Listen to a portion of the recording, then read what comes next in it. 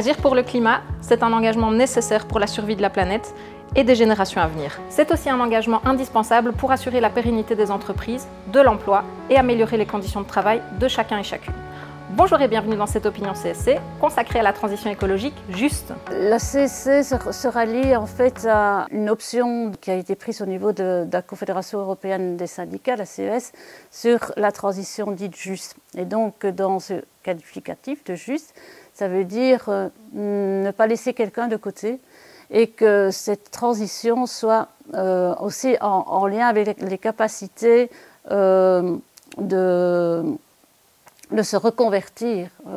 Ici, je parle notamment au niveau des travailleurs, des secteurs qui émettent le plus de CO2. C'est d'exiger un temps de reconversion avec une sécurité sociale qui permette à ces travailleurs de pouvoir changer de métier via un temps de formation qui soit rémunéré également et vers un emploi de qualité. Dans les entreprises, dans les administrations, dans les écoles, les représentants des travailleurs jouent un rôle important. Des délégués CSC témoignent. Les gestes quotidiens et journaliers peuvent amener une certaine écologie dans l'entreprise. Je parle de mise à disposition de poubelles, de tri des déchets qu'on peut faire dans un bureau. Il ne faut pas nécessairement faire partie d'une grande entreprise pour qu'un représentant des travailleurs puisse agir. Bref, quelle que soit l'entreprise ou l'institution, l'environnement peut être un terrain d'action syndicale. Exemple, à l'Université de Liège. En tant que délégation syndicale, nous sommes attentifs à tout ce qui concerne l'environnement, le développement durable, une alimentation saine, l'entretien sain, donc tous ces aspects sécurité et bien-être au travail. Au niveau du restaurant, on a proposé un certain nombre d'idées, limiter au maximum les déchets, que ce soit au self, mais aussi dans les réceptions, et aussi mettre en place un circuit court, et donc on intervient au niveau des marchés publics pour donner notre avis et recommander un certain nombre d'éléments par rapport à l'alimentation pour les travailleurs et pour les étudiants.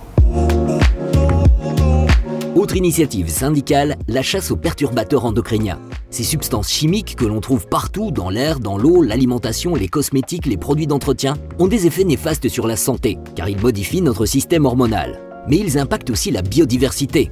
Dans le milieu professionnel, certains secteurs sont plus exposés que d'autres. C'est notamment le cas du nettoyage, qui utilise des produits d'entretien chimiques. La CSC liégeoise a donc souhaité sensibiliser les délégués à l'utilisation de produits sains. Dans ma société, après avoir eu des réflexions, a mis en place des ateliers produits naturels. Et alors, moi, j'y participe et via mon rôle de délégué syndical, je véhicule le message auprès de mes collègues parce que c'est une démarche aussi bien syndicale que du patron. La pollution liée aux déchets plastiques impacte tout notre écosystème. Et comme le meilleur déchet est celui que l'on ne produit pas, l'Institut Sainte-Marie à Huy, sous l'impulsion du CPPT, a remplacé les gobelets jetables par des mugs. Le CPPT avait organisé une enquête au niveau de la qualité du café. Ce qui marquait très fort l'enquête, c'est que beaucoup de professeurs étaient déçus de l'utilisation vraiment énorme de gobelets en plastique. Du coup, on a trouvé une solution qui était ces mugs, qui étaient personnalisés. En fait, cette opération a permis de supprimer totalement les gobelets en plastique dans notre école. Et si on faisait disparaître la notion de déchet ? C'est ce que propose le concept d'économie circulaire. Sans doute une solution environnementale pour transformer nos modèles de production. Alors l'économie circulaire en entreprise, c'est quelque chose d'assez simple. L'économie, on extrait des ressources, des matières, on fabrique des produits, et puis on les vend, et puis on les utilise, et puis on les jette. Ça, c'est ce qu'on appelle l'économie linéaire.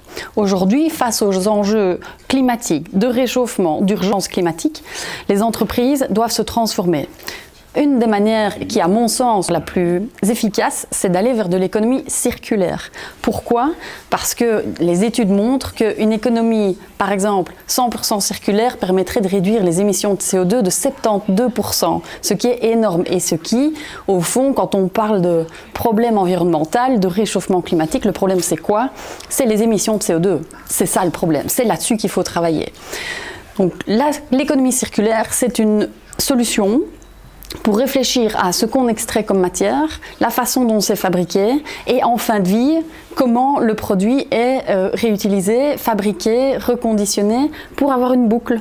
Plutôt que d'avoir quelque chose de vraiment, oui, de linéaire, on fait du circulaire.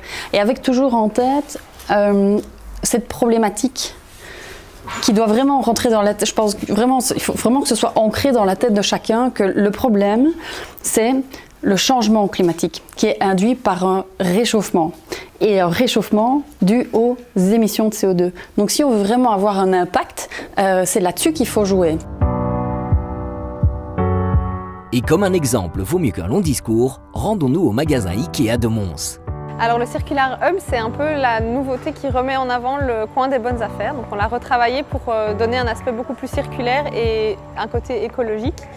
L'idée, c'est vraiment de vendre des produits qui ont été exposés dans le magasin ou qui ont été ramenés par les clients et de proposer à des nouveaux clients de les acheter et donc de leur donner une seconde vie. Donc ici, c'est la zone de réemballage. Donc c'est pour tous les emballages qui auraient été abîmés par les clients ou par des collaborateurs, etc. Pour éviter de jeter le produit, on préfère le réemballer, quand il n'a rien évidemment, le réemballer et le remettre en vente, pour éviter le gaspillage.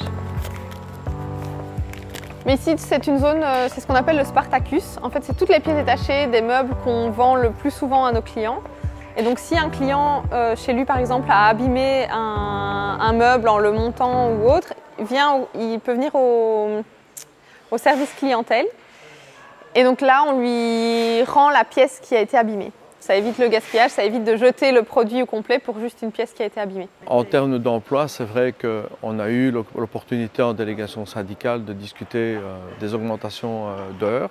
Nous avons permis d'augmenter les heures, le nombre d'heures de travail des collaborateurs, d'avoir des collaborateurs en supplément pour le département et par la même occasion avoir des réfugiés qui sont venus faire des stages de 4 mois chez nous pour se remettre sur le chemin du travail, dans le chemin du travail et pouvoir maintenant posséder un CDI chez Ikea. Donc ce type de projet est porteur pour l'emploi.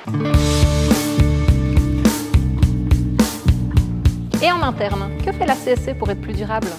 Ça fait déjà une paire d'années, plusieurs années qu'on réfléchit au niveau de la CSC Wallonne, au niveau des fédérations en Wallonie pour voir comment on peut mieux améliorer, je dirais, notre impact environnemental, notamment au niveau des bâtiments.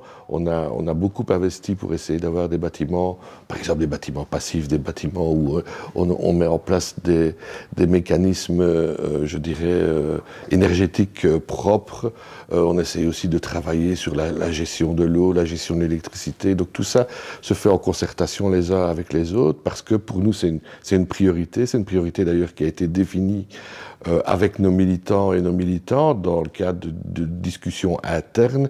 Et puis alors il y a aussi quelque chose sur lequel on est assez fier, c'est que la région wallonne a ouvert, je dirais, un concours pour essayer de faire en sorte que des organisations se portent candidates à être coachées pour être effectivement plus durables.